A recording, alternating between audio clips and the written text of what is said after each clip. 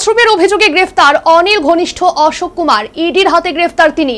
আরো অস্বস্তিতে অনিল আম্বানি।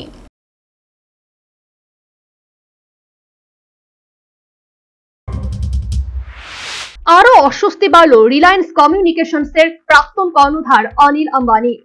আর্থিক তছরূপের অভিযোগে এবার শিল্পপতির সিএফও অশোক কুমার পালকে গ্রেফতার করল ইডি। রিলায়েন্স পাওয়ারের এক্সিকিউটিভ ডিরেক্টর এবং চিফ ফিনান্সিয়াল অফিসার পদে কর্মরত ছিলেন তিনি। দীর্ঘক্ষণ জেরার পর অবশেষে শুক্রবার রাতে তাকে গ্রেফতার করে কেন্দ্রীয় তদন্তকারী সংস্থা। স্টেট ব্যাংক আগেই জানিয়েছিল বিভিন্ন ব্যাংক থেকে 31,580 কোটি টাকা ঋণ নিয়েছে আরকম এবং আম্বানি। সেই ঋণের বেশিরভাগটাই পরিশোধ করা হয়নি।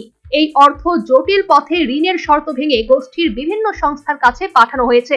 এরপর ব্যাংক অফ ইন্ডিয়া জানায় তারা রিলায়েন্স কর্ণধারের কাছে 724.78 কোটি টাকা পায়। স্টেট ব্যাংক আগেই অনিল আম্বানিকে প্রতারক তকমা দিয়েছে। একইভাবে আরকমের প্রাক্তন কর্ণধারকে প্রতারক তকমা দিয়েছে ব্যাংক অফ ইন্ডিয়া এবং ব্যাংক অফ বরোদা। সব মিলিয়ে একাধিক ব্যাংক জালিয়াতির অভিযোগ রয়েছে আরকম কর্তার বিরুদ্ধে। আর্থিক তছরূপের অভিযোগে গত আগস্ট মাসে আম্বানিদের প্রায় 50টি ঠিকানায় তল্লাশি চালিয়েছে ইডি। আসরে নামে সিবিআইও। একাধিকবার ইডির মুখোমুখি হতে হয়েছে অনিলকে, কিন্তু এবার তার সহযোগী অশোককে গ্রেফতার করল কেন্দ্রীয় তদন্তকারী সংস্থাটি। অনিল আম্বানির সংস্থা আগেই নিজেদের দেউলিয়া ঘোষণা করেছে। অনিলের বিরুদ্ধে সব মিলিয়ে 17,000 কোটি টাকার তছরূপের অভিযোগ রয়েছে। কার্যত গলা পর্যন্ত ঋণে ডুবে আরকমের প্রাক্তন কর্ণধার। সম্পত্তি বেচে পাওনাদারদের দেনা মেটানোর চেষ্টাও করছেন তিনি, কিন্তু তাতেও সমস্যা কমছে না অনিলের।